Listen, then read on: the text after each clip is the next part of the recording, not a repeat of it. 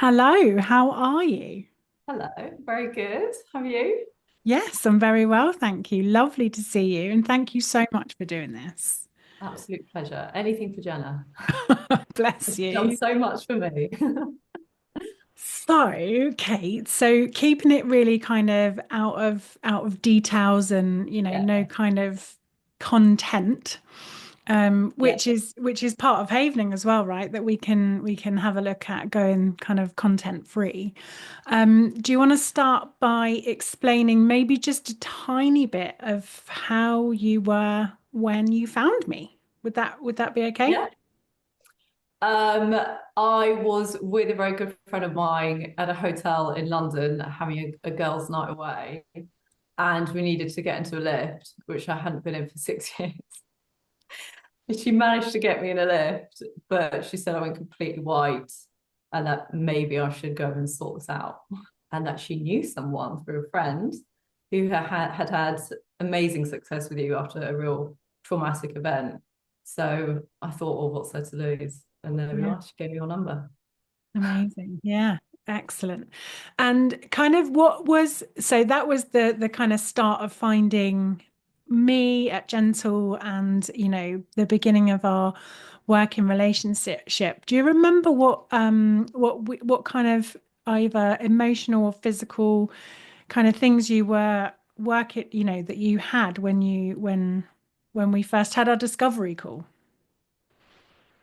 Um, yeah, I wasn't so fussed about the lift thing because I'd managed to go 6 years without needing to get into a lift. So I wasn't so fussed about that. But I had been invited to a 40th birthday in Ibiza and I just had to go. I had to find a way to get myself on a plane, which I was majorly phobic about after COVID and not flying for a while. Yeah. And I knew it was something I had to beat eventually because I couldn't not take my youngest daughter who'd never been on a plane. So I had to conquer it at some point, and it just seemed like the right time. And as I had your number for the lifting, I thought actually I just really wanted to focus on flying. And I had tried to book myself a fear of flying course, but because I was crying on the phone when I went to book it, they suggested that perhaps I wasn't ready. So I thought, well, if I can't even get myself in a fear of flying course, maybe I need to do something else. And I didn't know what it was, but I just felt I had nothing to lose. Yeah. So yeah, it's just a lot of frustration and sadness in terms of emotions about just, desperate for any kind of opportunity to be able to go to my mate's 40th in Ibiza, Yeah. Which you did. which I did. Yes. After I Yeah. think 3 sessions. Yeah. Yeah. Wow. It was Was it so fun. really? Yeah, it was really quick because it was in April and I don't think I found you until it would have been like end of Feb. Yeah, it was That really would fun. be 2024. Yeah. Yeah, it was really quick. I never in a million years thought that would have happened. Really? Never in a million years. I told them I couldn't make it. Okay. Okay. I think actually I remember you telling me. Did you turn up on them? Yeah, I turned up as a surprise. Yeah. I hid underneath a sun lounger because I just thought my husband was going. He was like, "You got to find yourself a way to get there. I'm not missing this." And that was a real motivation. And then I sort of popped out, and yeah, they had no idea that I had gone from massively phobic to like within a few weeks on a plane to Wow. be there. Wow. And how long hadn't you flown for? So it's 2024, and no one could obviously fly from 2020. So yeah, it's been 5 years. So 2019 was I was a frequent flyer prior to COVID, but then just not being able to fly through COVID just turned it into a phobia. And when you found out about havening, so it's not something that is hugely known yet. Did you have any hesitations of trying it out? I personally didn't because I've tried everything under the sun. Um, but literally everything I've done it, and even weird things that people haven't heard of, I've done it over the years. And that's how I coped with. It gave me short term mechanisms to sort of cope with flying and lifts and things over the years. Nothing ever gave me a permanent solution, so I didn't. And I think when I googled havening, I saw that it was a Paul McKenna speciality, and I had seen him live, so I knew what, the type of things that he could do. And so I could see online, about sort of touching techniques and things like that. And I thought, well, if Paul McKenna is promoting this, like, bear in mind his skill set, wasn't, and obviously you're an absolute fraction of the cost of that. And he's transformed, lots of people's lives. So no, it didn't, I didn't have any concerns at all. Amazing. Okay. So what was your first session like? Um, it's really quite hard to remember, and I don't know why. It's really hard to remember because it's a permanent change. It feels like a permanent brain reprogramming. It's quite different to other techniques. It's actually quite hard to look back. It's really weird because you Would you say become a like, different person. yeah, So yeah. I remember crying, and I remember being asked questions I was never ever asked before with any technique. Bear in mind I've done NLP, CBT, hypnotherapy with various different people, counselling, Tony Robbins twice, reversal therapy. I don't know if I've even mentioned them all. I'd done it all, with temporary effects from these things, and some didn't work at all. But nothing ever asked a series of questions like you would in Havening. Nothing ever, everything tried to address why I was fearful of flying. Like, what is it about flying? You're scared that you're going to crash. And I was like, no, no. And I never needed to do the fear of flying course. I was never scared of actual flying. It was prior trauma that got sort of associated with flying. But this was the only technique I've ever experienced which, for me, asked the right questions and took me to the right points. For example, you would always say, well, when did you first experience that emotion? Because I would say, I'd feel out of control on a plane. And I remember you saying, this was probably in the first session, when have you ever felt out of control before? And that was it. It was like, okay, this is a different form of therapy. This is.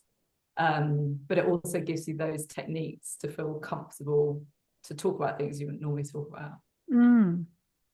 And if you don't want to talk about, one of the things that Havening is really good at is enabling us to feel safe. So if we do want to have a chat about something, or we don't want to have a chat about something, you can still work on the memory or work on the feeling.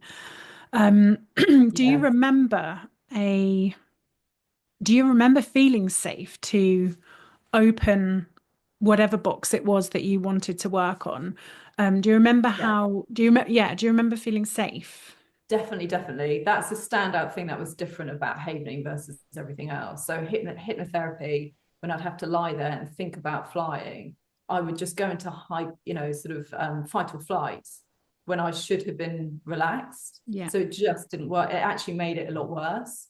And when I know it does work for some people, but for me personally, counselling again, I was just never asked the right questions, and I wasn't ever given those techniques, the distraction techniques, to be able to feel safe enough to answer a question. And in counselling, you always have to speak out loud, whereas with Havening, you're given the option just to do it in your head, which is, Yes. again, something that's very different. And then if you do end up thinking or saying something that makes you feel uncomfortable, you're then immediately given techniques to calm that fight or flight experience, which nothing else I've tried does that. So I would never then talk about something which would have made me feel out of control before. I just would never have said it because I wouldn't have felt safe enough to go there.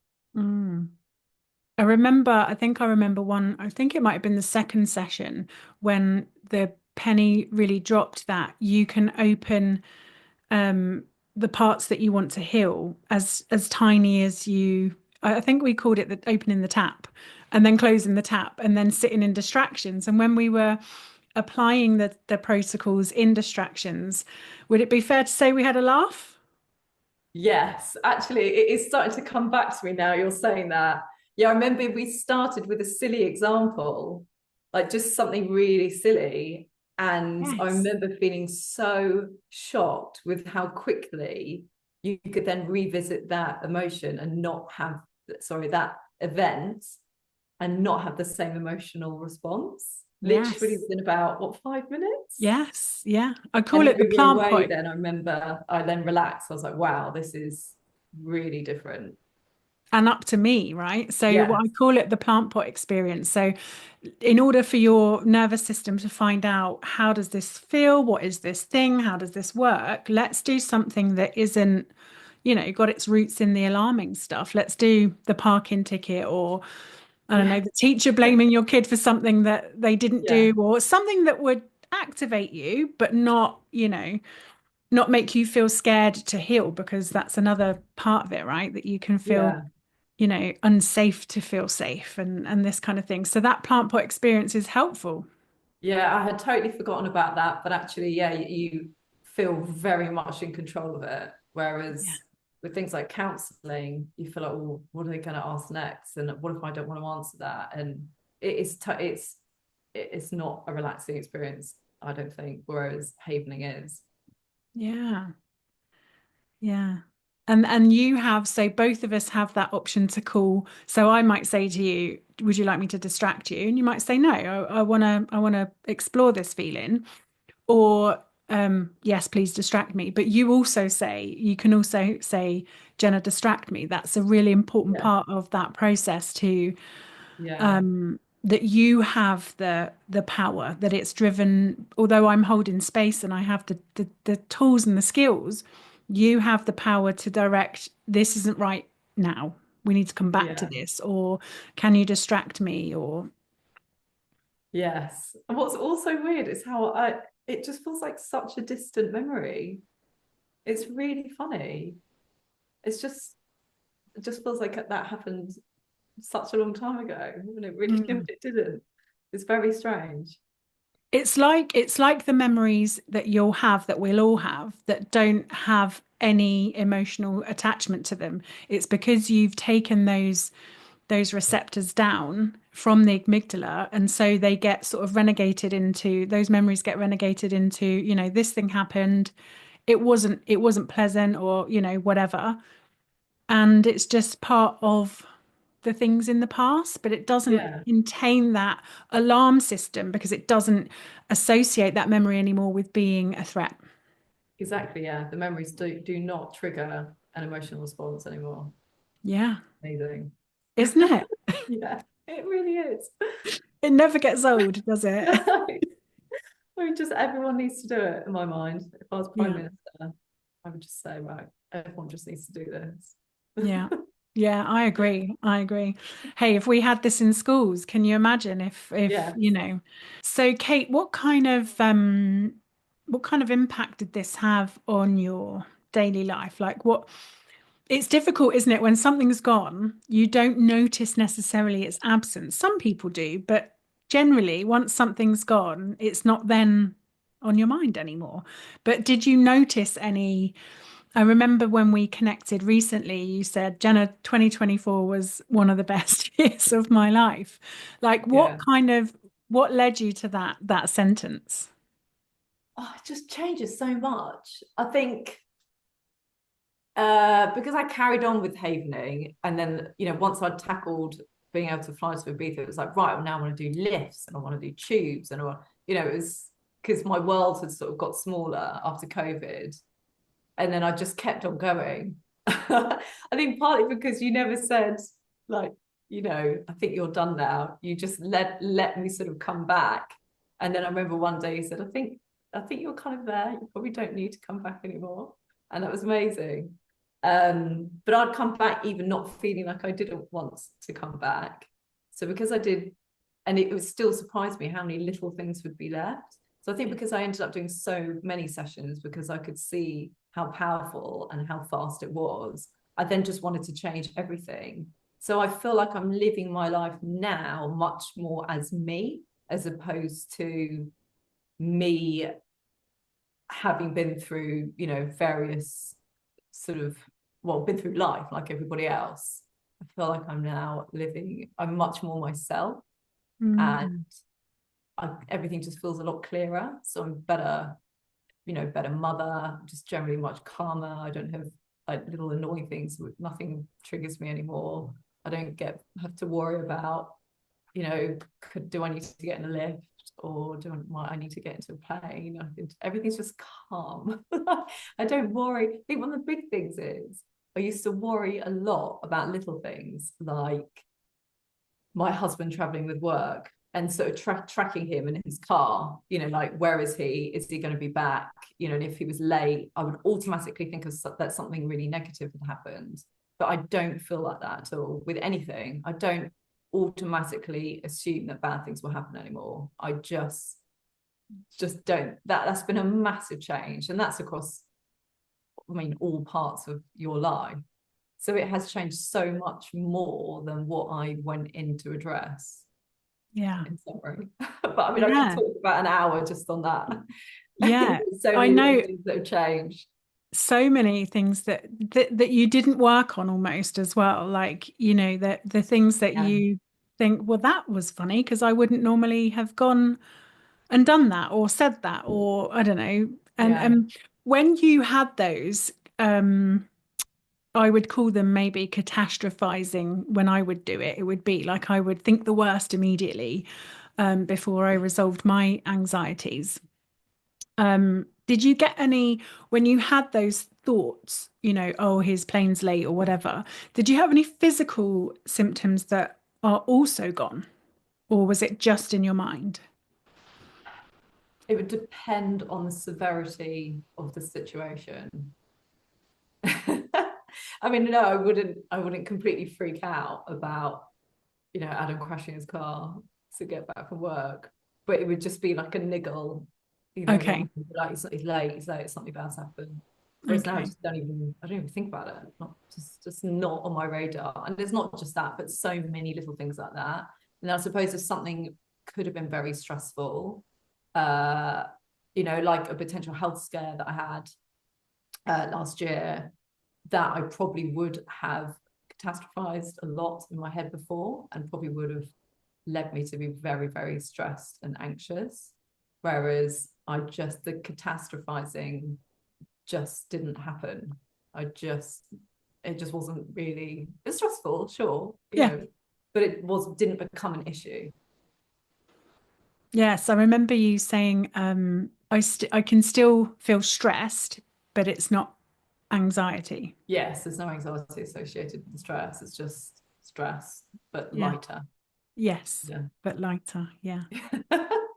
Do you remember? Um, and I can cut this out, but do you remember your shaky legs? Yes, big time. Do you Yes. do you And I want to say remember being anything about very, that? very cold, really Yes. cold and very shaky, all in my legs.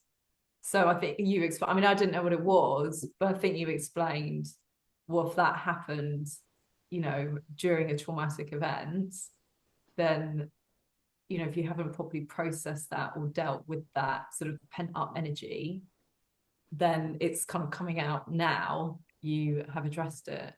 Yeah. So, well, that's another thing I have to mention. Like, my physical health has massively improved as well. Not that I was in a bad way, but just feeling really groggy in the morning and always having a very uncomfortable digestive system, and just, always worry about what I was eating because I didn't want to, upset my stomach.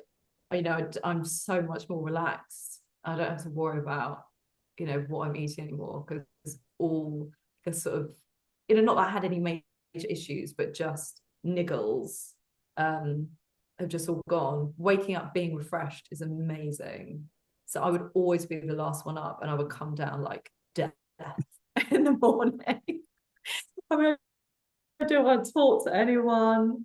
Like, it was just, mornings were just not good for me. And now I literally wake up. I'm not getting more sleep. I'm getting this, probably, if anything, less sleep. I think my body's just clear. It's just free. I'm more relaxed.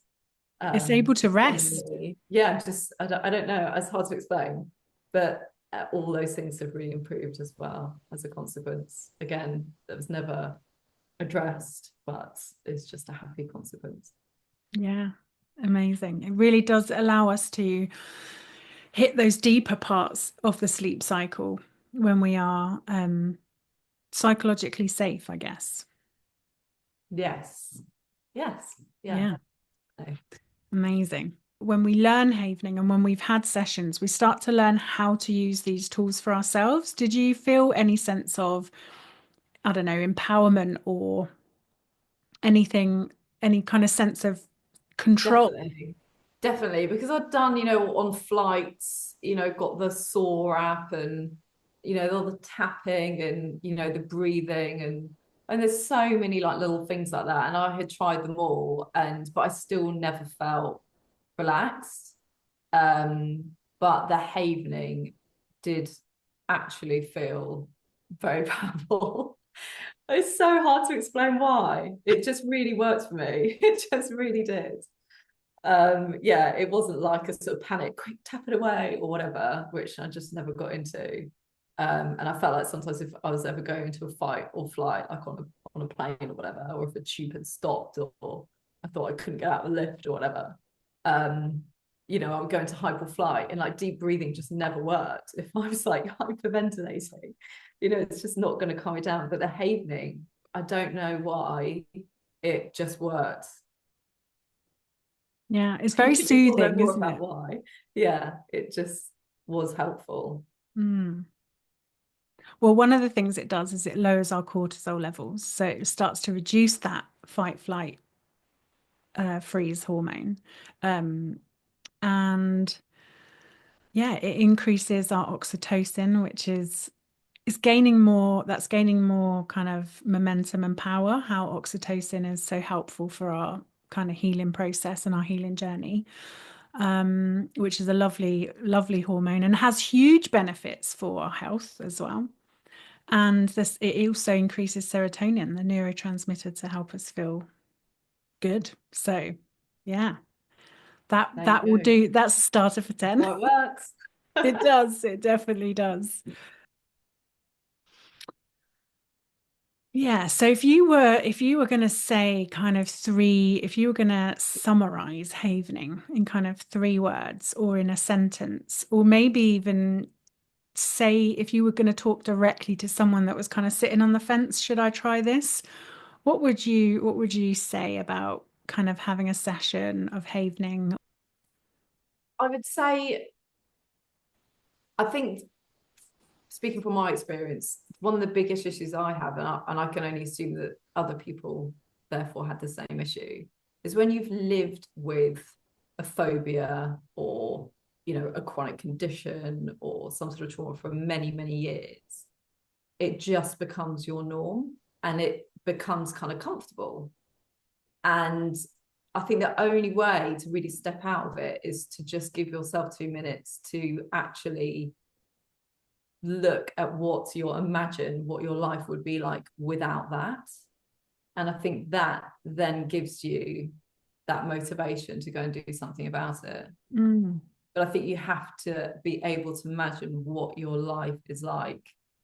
So for me, it was just, I didn't care about the lifts. And I had said, it's fine. Like, we didn't have planes 100 years ago. It's fine. What do we need planes for? Just holiday in the UK. And I just convinced myself it was fine. It's not a problem. But obviously, when you've got kids involved, I didn't want to set a bad example. So I knew I had to get over it somehow. I had no idea how, but I knew I had to do it. And I could therefore imagine what it would be like getting on a plane with my girls and being calm and not mm, being, like in a complete panic attack state. mm, And because I could imagine that, that then gave me the power to sort of go and do something about it. But I think you have to be able to imagine it first. But mm. for me, anyway, Yeah. everyone's different.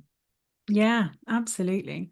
And why would you, in your imagining, because some people find it unsafe to be safe with something they're scared of, I remember saying to my little brother, we could have a look at your spider phobia and we could have a look to, I could help you heal that. And he's like, why would I want to do that? They're terrifying. I don't want to I don't want to be okay with spiders.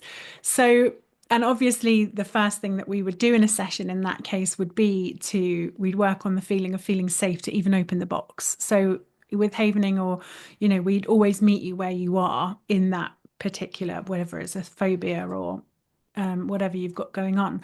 But why would you, if you could talk to somebody directly, why would you recommend they try havening Evening. specifically? Well, for me, nothing else works. I mean, again, everyone's different, and different therapies would be right for different people. But for me, I could quite categorically say I have tried virtually everything I know about. I have tried. So I think that's quite, it says a lot, doesn't it? It says a Yeah. lot, and this is over years. I mean, I first had hypnotherapy as a student, so this was over a long time. Trying and sometimes trying things multiple times. So yeah. Yeah. I Amazing. feel like I can speak from experience on that basis in terms of Yeah. what specifically helped me, because and the key difference being I felt in control and I felt safe. Whereas Yes. with other techniques, they're either doing something to you and you're not in control of it at all in any way. It's just like, well, lie on that couch, sit there and vocalize every question I asked you. We'll do this, do that. Reversal therapy was very weird, where I had to get off of the plane and then work the whole flight backwards and do that over and over again to like crazy music and different colors. And it was really crazy, totally mad. But you're not in control of that. You're literally just following specific instructions, whereas havening is the complete, opposite of that. It is Mm. your session at your pace. You are totally in control of it, and you stop and you start where and when you instinctively feel you need to.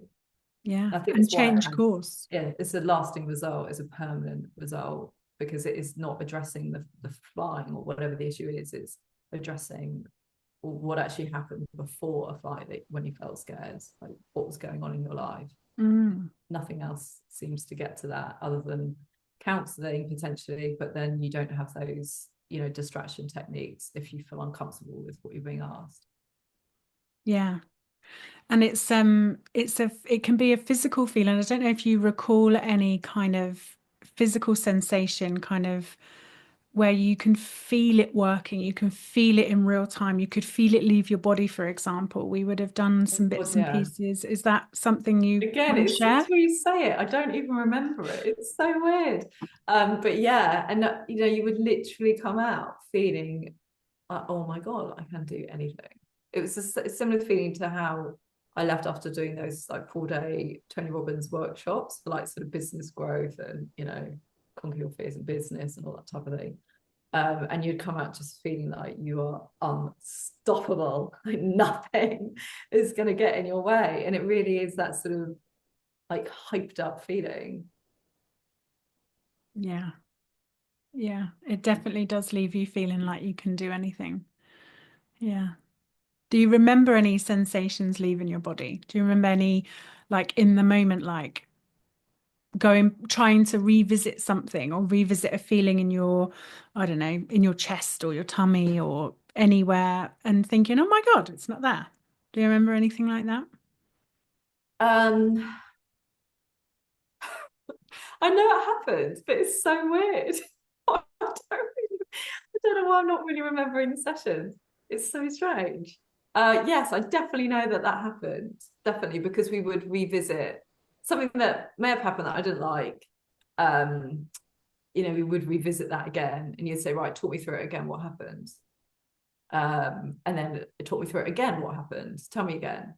And by sort of the second, third time, I would just be saying it completely cool, calm, collected. First time you'd be saying it sort of, tears and snot everywhere and like in a bit of a mess. And then by the third, I mean, I don't actually know how many times I might have said it. Maybe it was only twice, maybe it was 5 times, I don't know. And maybe it varied for different things. But I certainly remember by sort of after the distraction techniques and looking at, okay, where has this emotion sort of got stored in the body? Do you instinctively feel where it is? Let's get rid of that. Let's replace it. I think that's another important point. Counseling doesn't replace, whereas havening does, and that is so crucial. It's just I don't know why. I don't know why So crucial. counseling isn't taking on these techniques. It just feels instinctively right. I mean, it will. We know it will one day. Counselling will just be replaced with havening. Um, but yes, yeah, you would. Then you'd revisit it, talk, tell the story again, and you'll be absolutely fine. And that's permanent, right? Oh yeah, it's just yeah, It's never done. need to think about it ever again. It's just Yeah. gone. And Yeah. then that's such a beautiful point about and I make a huge deal of this in my sessions, that what we want instead is so important to give the brain and the mind and the body and the psyche and everything something to understand where you want to land. Like what would you, if you could, replace this feeling of fear with? And it can Yes. be, it doesn't have to be, a a big exciting word. It can be calm. I Yeah. want to just feel, I just want to feel safe, or I just want it to feel natural, or Yeah. Just and want to there's feel that, normal. yeah, Yeah. yeah. Yeah. And that focus, that two-part kind of resolving what you have and replacing and moving towards and steering towards what you want instead, and really kind of embodying that, what you want instead. I found that personally, I found that just it just moved me streets ahead so much quicker. And I know mental wellness isn't about speed, but we are all pretty time poor. And so actually it does come into it, it's pretty fast, the work that, I mean, when you Yeah. consider how long a session would be. So I work for an hour and a half. And when you consider the miles that you do in that hour and a half and how much you resolve and how much you shift in comparison to, I mean, I tried like you, I tried many things. And yeah. Do you want to talk a little bit about, yeah, what kind of speed it goes at? Oh my, I mean, yeah, to think that there's no way in hell I would have got on a plane in April, especially whatever it is, a 2.5 hour flight. It wasn't like a quick hour, it was 2.5 hour flight to Ibiza. It's just no way I thought I would have been able to do that in the time I did. I honestly couldn't believe it. Um, yeah, it's the mind boggles. Well, it's wasted so much money and so many years doing these techniques, which would just about get me, okay. And then I think just because of the sheer volume of flying I did, I sort of naturally got used to it. But obviously, as soon as I stopped, underneath it all, these issues came up. Whereas this was just, it is absolutely lasting. And it's It's so fast. because it's dealt with, the core issue. It's not addressing the symptoms. It is Yeah. dealing with the root cause of the problem and Yeah. changing any core beliefs or whatever's not helpful to you, and completely not just eliminating them, but as you say, replacing them, which I think is absolutely fundamental. So Yeah. it's, yeah, the speed was just insane. But I think partly down to you. I don't ever remember you asking a question ever that wasn't required. You do know, and I have to say with other havening practitioners, I don't know if they can all, it was pretty remarkable really, how you just seem to know instinctively what the questions are to ask without knowing me, without knowing anything about me. You just, and that's really quite special because not everyone can do that. And I think that really does speed things up Mm. dramatically. Yeah. And taking a perspective, taking a pause and taking a different perspective on things, it does definitely help, to ask good questions and and empower the person, for example, with what, okay, that's what you've got, I've got a note of that, what do you want instead? And it's like, well, I don't want that. I don't want a fear of flying. Okay, let's break that down even more. What do you want instead? Because the subconscious Yeah, mind really likes, a deliberate, a very specific answer and not a not. And yeah, so moving into, so what do you want instead? Not just not feeling uncomfortable about flying. What do you want instead? And it always comes from you.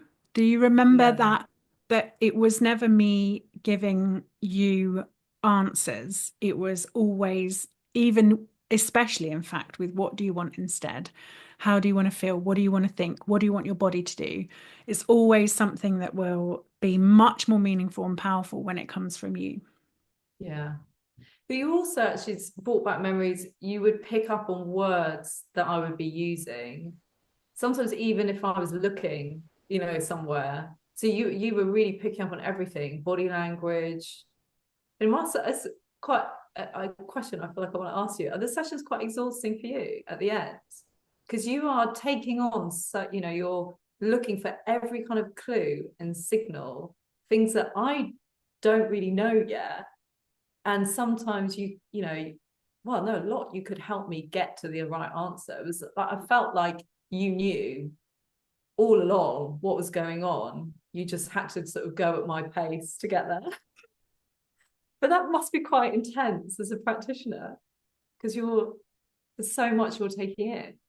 Yes. So luckily kind of I am a very inquisitive person, and I think starting out in forensics and being that kind of, let's put it all together. What's actually going on? What's the root? What have we actually got here? So I'm quite an investigative person, but in answer to your question, I don't know if you remember, but I also havened all the way through our sessions. Yes, you did. Yeah, yeah, yeah. So I'm not encoding anything negative or unhelpful for my mind, my brain, my body, which means that I'm coming from a calm state. Yes. And that always gives you then something to mirror when someone is very calm, still compassionate, I hope. Yeah, Um, yeah. you know, Yeah. but that I'm calm because what we're finding with havening is that it's preventative. So if you have, I might have talked to you about this a little bit in session, if you have something that is happening now and you haven, it doesn't encode as a trauma. So it means that I'm not picking up other people's stuff as they're moving through, whether they're sharing with, explaining what happened in the past, or they're just going content or disclosure free and not telling me what the actual content is, because I don't know if you remember, it's not necessarily about the content, is it? It's about the resolution of that alarm system. So in all of that, however the sessions unfold, I don't encode. So I actually come out of there with I don't remember much, I'll be honest. I don't remember much of what happens specifically in sessions. So people often feel like I know much more about them than I actually do. Um, but I come away feeling I have a sense of how successful it looked like it was for you. Yeah, that's Okay. definite. Yeah. And so there's a slight even when it's uncomfortable, my system isn't alarmed. And even when it's uncomfortable, I'm not encoding somebody else's trauma. I'm I'm coming out with a little bit of a lift because I will always be able to take home the successes that have happened and the resolutions and the replacements, as you so beautifully put. Mm. Yeah, the replacements. So they stay with me a bit more. I remember receiving, I think you sent me a photograph of you on the plane. Yes. Yeah. It did. Yeah. And yeah, that is extremely uplifting. So in answer to your question, I don't get drained from or kind of encode anything from my partners and my clients that I work with. But obviously, if you are concentrating for it's my sessions are an hour and a half minimum. So if you're concentrating for that long, then obviously you do need breaks and you do need to take care of Mm. yourself. But yeah, it's very rewarding. No, I bet because what I find so amazing are the chronic illnesses I know. that you're able to heal I know. from people releasing past traumas and events It's and incredible, isn't it? negative beliefs that they held. I just find that unbelievable. Because when we Issues for encode years. something, sorry. I was just going to say issues that have gone on for years that that doctors can't do anything about. It's Yeah. just labeled chronic. And then because my husband's Jenna. yeah, exactly. Because we don't assume that the things that we've got going on in our body, right, our tennis elbow or our poorly shoulder or our uncomfortable tummy from time to time, whatever it is, we don't necessarily assume that they have anything to do with our mind. And there's that kind of it's almost offensive to suggest that your mind is creating your Mm. physical ailment. It's like, how dare you? This is very real. This is Yeah. very painful. And it's like, well, yeah, it's still real. It's still painful, but there is every chance that your mind is coming up with this and there will be a reason for it. So I had Um, no, you've taught me all of this. I honestly had no idea, and I feel really ignorant now saying it, that the mind and the emotions that the mind are carrying wouldn't impact the body. It just seems so silly now to say that when it's just feels so obvious and clear to me, and from what I've gone, what I've experienced. Um, yeah, it's amazing how little attention we give it. well, even your example of how you would feel in the morning. Yeah. If you think about it, that's a physical manifestation of something. And you could go to the doctor with that. I've got low energy in the morning. I've got a foggy mind in the morning. I have, Well, I did. I had spent £165 on a test from the doctors, but I just chucked it away after doing a few sessions with you. I was like, well, I don't have that issue anymore. don't need that. Okay, Yeah. amazing. And then, yeah. I mean, that is unbelievable, really. It's so It is. class. It's so fun. Yeah. Okay.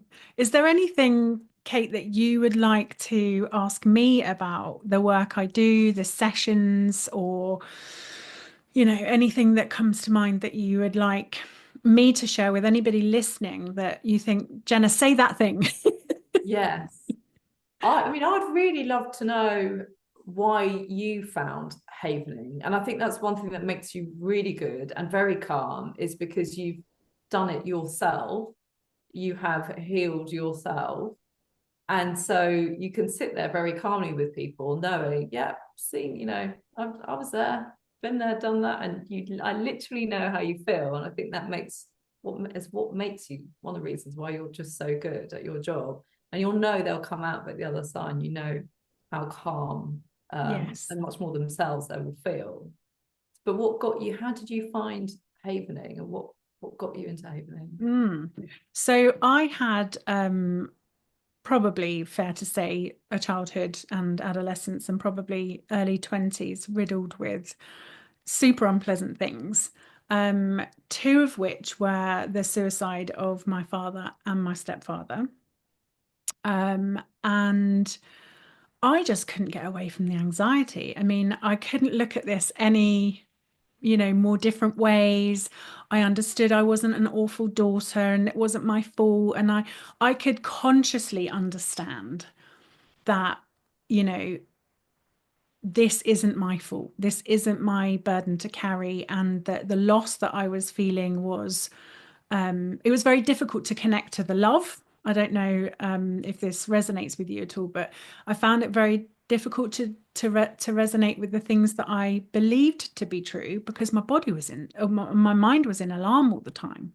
So I was experiencing extreme anxiety, catastrophizing pretty much anything. And when it was at its worst, um, unable to leave the house, quite honestly, just so anxious, and phobic of social scenarios, phobic of people even talking to me about what's going on with them, even though everybody in my life sees me as has always seen me as a safe pair of hands.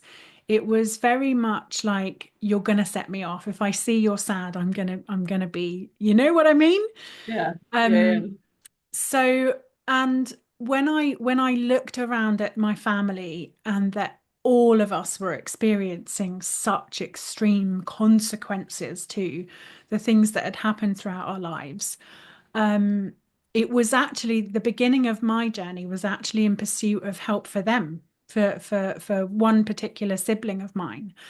And it was in that kind of, let me see what other things are out there. Let me just start to. And I just got the bug. I actually started with Buddhism, and learned to become a meditation and mindfulness teacher and coach.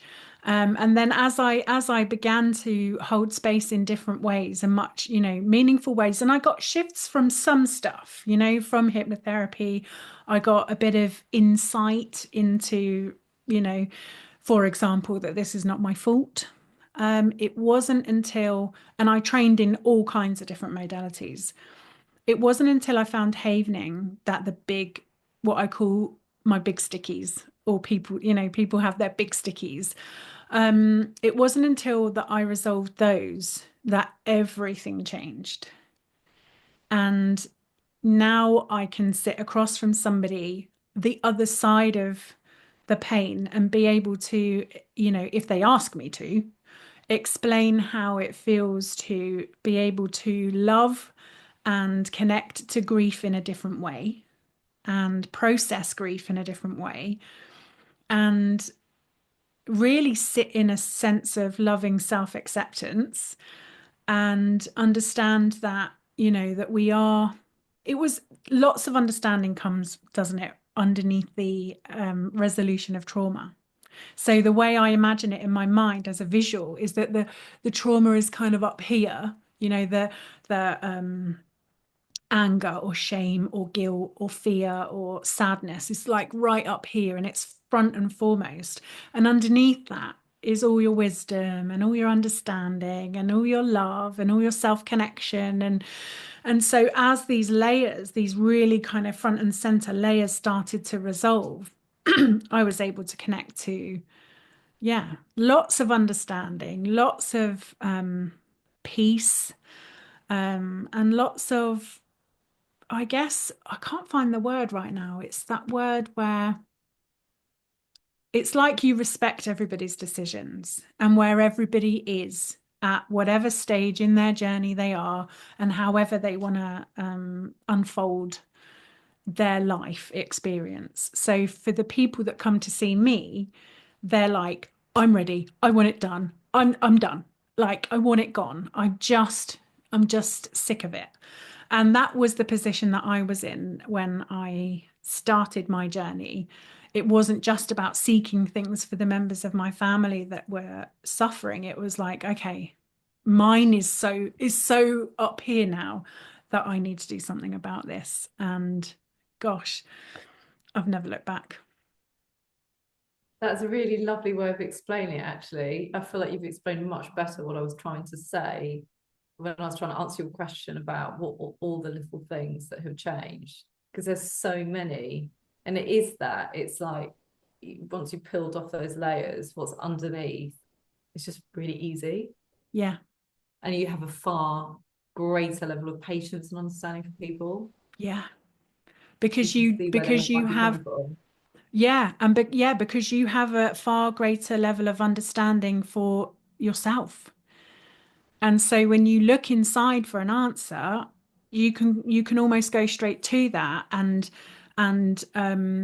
use that wisdom, right? Use that in your daily life. And so the beautiful things like yoga and breath work and exercise and all of those things that really help us to calm our nervous systems are fabulous. But they have a complete, I don't know if you found this, they have a completely different lease of life once your big stickies are healed. They're like, it's like that they can really take purchase and you can really get into, for me anyway, in a much deeper way, the wisdom that's inside and the understanding and the patience, as you say. Because I think if you have that loving self-acceptance for yourself and you have that patience and it's not forgiveness, it's like I don't know what the word is. When you have love, there it is, right there. Ah, yes, there you go. When you really connect to that love for yourself, because there's so much blame that comes with our phobias, with our fears, with our anxieties. There's so much kind of, I should have known better, or I should have done this, or they shouldn't have done that, not speaking about you, but just everybody. There's a lot of, I want the outside world to do these things and then I'll feel better. But when Yeah. you go through this healing process and you realize that you are in charge of healing and releasing how this is stored, and so that your nervous system and your brain is calm, it Mm. allows you to connect to the things that you know to be true. I remember one lady saying to me, I've known my mum's loved me my whole life, but now I feel her love. And it's like there's this thing of, I had lots of things that I knew to be true, but they didn't reach the middle. They didn't touch they couldn't get through, basically, or they couldn't get out. I don't know which way to look at it. Yeah. But yeah, I absolutely love the journey that I've been on, myself. And that is why it is so important to me to share this to as far and as wide as possible, because the bottom line is we are all suffering something. Mm. There is no not suffering. But what I worry about is, because we live in a world with so many time constraints and so much to distract us, we do that thing that you mentioned earlier, which is you tell yourself, this is just how I am. Yeah, just This is just accept me. it, get comfortable with it. Get comfortable with it because it's all you've known. But Mm. what I'm really passionate about with Havening is you don't have to sit in that suffering. And when I decided to make that journey, because at the beginning of my becoming a practitioner or a healer, I was like, who am I? How dare I? Who do I think I am? Like, the imposter syndrome was in full force. I remember thinking, if I can help one dad not do that to his kids and not do that to himself and not suffer so much that he feels that's the only option, I've won. Like, this is, I'm good. I'm good. Just one. Oh, and that was me. I just put one foot in front of the other, and yeah, more than one potentially. And now you've helped many, many people and cured many chronic illnesses as well. Yeah. Yeah, that was an added bonus I was not expecting. The physical, because I've developed my own training to extend, from the Havening protocols to extend into how we can heal our physical ailments and our somatic kind of symptoms. And yeah, it's incredibly powerful, as you know, but yeah, incredibly powerful. Save the Amazing. NHS a couple of bucks. Yes, it definitely would. It definitely would. I mean, it will Yeah, get there. It will get out one day. It I have will. no Just doubt. Yeah, yeah. I have no doubt. And things like this really help. So Do you have thank you. any NHS clinical trials finished or happening? I don't know that there are any. I know there's one underway for emergency services, so for nurses and doctors and practitioners. But that's my kind of 2026 dreams are, let's get some larger studies and some bigger studies and get some universities involved and really start to have a look at this in, we have studies, but we just need a lot more of them. Yeah, and in a lot more detail. The day will come. Exciting times, yes. And you are on the leading edge of that. You've been amazing. Thank you so much for sharing your experiences today. Pleasure. If it can, like you say, if it can just help one person, then it's worth it, isn't it? Then it's been worth it. Absolutely.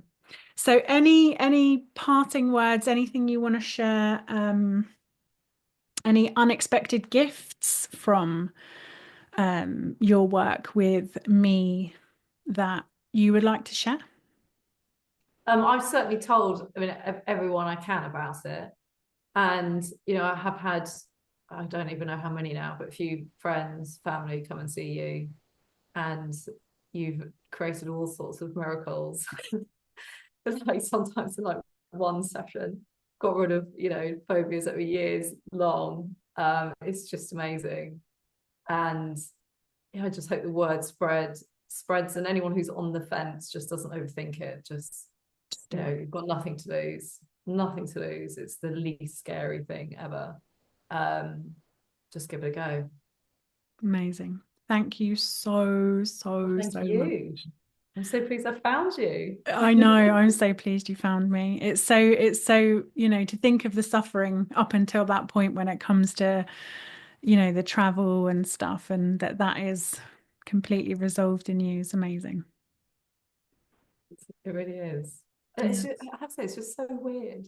So I don't know if we're recording now or what, but it's so weird not being able to really remember the sessions. It's really like when I first looked at the questions, I was thinking, I can't answer these. I just don't know. And I had to look at them again and then think about them in the car driving here to be able to answer them because it feels that distant. Yeah. It really, honestly, is quite a struggle. It's very strange. I didn't expect that at all. And if you think about it, it makes sense. Like I was saying earlier, it makes sense that when you have, how many memories do you have of every day, of every week, of every year that you've ever been alive? A lot of DVDs. There's a lot of DVDs. Yeah. There's a big library. Yeah. And now you don't have, you just have that library of the past, and you have memories that are important, like your wedding day and when your children were born. Like you have the memories that are bright and sharp for you, like really when you're able to connect to them. They are the library, that the easily accessible library. Yeah. But in that library is now mostly just lovely Yeah. experiences. Whereas Yeah. before, when we're still suffering, that library is heavily, the things that have been unpleasant for us. And I think that's a really lovely, to have this library of, the access to the memories of the things that you just love. Yeah. But bearing in mind how emotional a lot of those sessions were, they're really intense. I know that much. I just yet don't really remember the contents at all. Because this is the thing that I'd really love to get across, is that when you have an emotional, we call them triggers, right? I'm triggered. Yeah. Yeah. So you can feel that you're, let's say, angry. You can feel that you're, let's say, hot. If you're angry, sometimes I used to get hot when I was angry, and I would definitely feel it in my chest, and I would think angry thoughts. Yeah. What's actually happening in that moment is the original encoding moments of that anger, that specific anger, is relighting, and I am reliving. That's why they're so intense, because I'm reliving the experience that went before, because my brain is trying to warn me. So when we resolve those original encoding moments, biologically encoded in your brain and your body and your psyche, when we resolve those, you don't re-experience, which is why it's no longer an important memory. Yeah. So the intensity that you're feeling at the time when you're lighting up an original encoding moment is gone. It just feels like it was a long, long, long time ago, is how it feels. Because And the I mainly remember just being really fascinated by your wealth of knowledge and learning so many different things. How do you define a trauma? What is a trauma? Like, it's absolutely fascinating. It's just, you're a complete wealth of knowledge. And looking back at the session, sort of that's what I remember, Yes. which is crazy in the context of just like mass emotional outpours. Yes, Yeah, because I just come away with that. Was just really interesting. She's so that's knowledgeable. really interesting. Yeah. Forgot all that bad. The reason it feels like a long time ago for the bad stuff and the intensity was because the original encoding moments were. So they've been packed away in your library in the right years. Oh my gosh. Okay, that makes sense. Yeah. So the ones that It's you very remember as that was distracting. really interesting. That's That's recent. 2024. That's why Yeah. you remember, like, That that's feels recent. Yeah. recent. Yeah. Yeah. But everything else just feels like a long time ago. Because it So was. weird. And I would never have known this if we hadn't have had this conversation. Every day's a school day. Yeah. Amazing, as always, to Yeah. talk to you. Oh my God, I could talk to you forever I about this stuff. know. I know. Yes. And the reason that we would start, the reason why I have this phrase that we meet you where you are is because you at the moment don't have a choice. So let's take a spider phobia, for example. At the moment, you are afraid of spiders. Now, if you say to somebody, like I mentioned earlier, we could work on that together, it would probably be so far, everybody that's come to me with a spider phobia has been one session, which is just, I remember I was just like, what? No. Anyway, but if you say to somebody, we can heal that, they're like, but spiders are scary. Why would I not want to be afraid of something that's scary? No, thank you. No, thank you. That's terrifying. So instead, why don't we have a look at healing the fear of healing the spider phobia? Does that make any sense? So that Yeah, you can choose whether you want to heal the spider phobia or not. Because at the moment it's not your choice, it's running you, right? yeah, It's lighting up. So if you have to in emergency go to the back of your cupboard or go to the back of your garage or go to the back of your shed, you don't have a choice whether you activate right now. You know, whether even just the thought of your shed or your garage or your whatever is just going to bring that either the womb or the cold sweats or the shudders or the heebie-jeebies or whatever. I mean, I remember doing my spider phobia. I think it took me about 35 minutes, which is crazy. one phobia I don't have. And so you don't have the ability to choose right now because Yeah, you are same. that afraid. So why don't we not work on your spider phobia? Why don't we instead work on bringing the alarm down in your system so that you could choose if you want to work on it or not? Yeah. Does that make sense? That does make sense. Yeah, yeah. Because just otherwise, the step it's just a step too far, isn't it? It's a step too wide. We Big, need a stepping big, stone big in step. between. Yeah. Yeah. So that you can then, because fear is scary, right? I remember the first healing session I ever did of anything. I think I was more scared to go than I was in any of the horrible things that ever happened to me. I was absolutely terrified to go and try and heal it because I knew that I have to get my fear out. And it's fear by its very definition, by its nature, it's going to be scary. So instead of having a look at anything that's scary, why don't we have a look at calming the fear of fear? That's what I'm trying to say. Ah, and that would explain why I never had any reservations about any kind of therapy. I was never scared of anything because I'm not actually scared of flying. So trying to cure that phobia wasn't. I didn't realize what was underneath it. So that explains a lot. And why the plant pot experience is such a beautiful way to begin when you've never worked with havening before or you've never worked with me before, because you're allowing your all your systems to know what it is that you're about to do. So you're like, oh, well, if I can light up that parking ticket and that fury that I had that day, or whatever your plant pot experience is, and then, go through the process where I don't have to sit in it unless I want to, or even explain it unless I want to, then that means I could open any box and I don't have to tell you what's in it and I don't have to sit in it because you're going to distract my working mind. So it's extraordinarily gentle, but the fear of fear is a big thing because it is you're afraid of being scared, and rightly so. That's the point of fear. What we're programmed to do. Yeah. Yeah, yeah, Yeah. yeah, yeah. You're supposed to. Yeah. So if your brain has stored that as a threat, if your brain has stored that as, this is a real threat to you, and this can be a movie. This can be you laying in bed. Kids do this all the time. They lay in bed before they go to sleep and they imagine that the dressing gown on the back of the door is a monster or the branch on the pane of glass is, whatever. So the imagining of something scary can encode in your brain. A story someone tells you about something that happened to somebody down the road from them can encode, if you're imagining that in real time and your brain decides that's a threat, it's writing it all down. I will warn you of that. If anything similar to that happens in the future, I will alarm you. And so it's constantly in this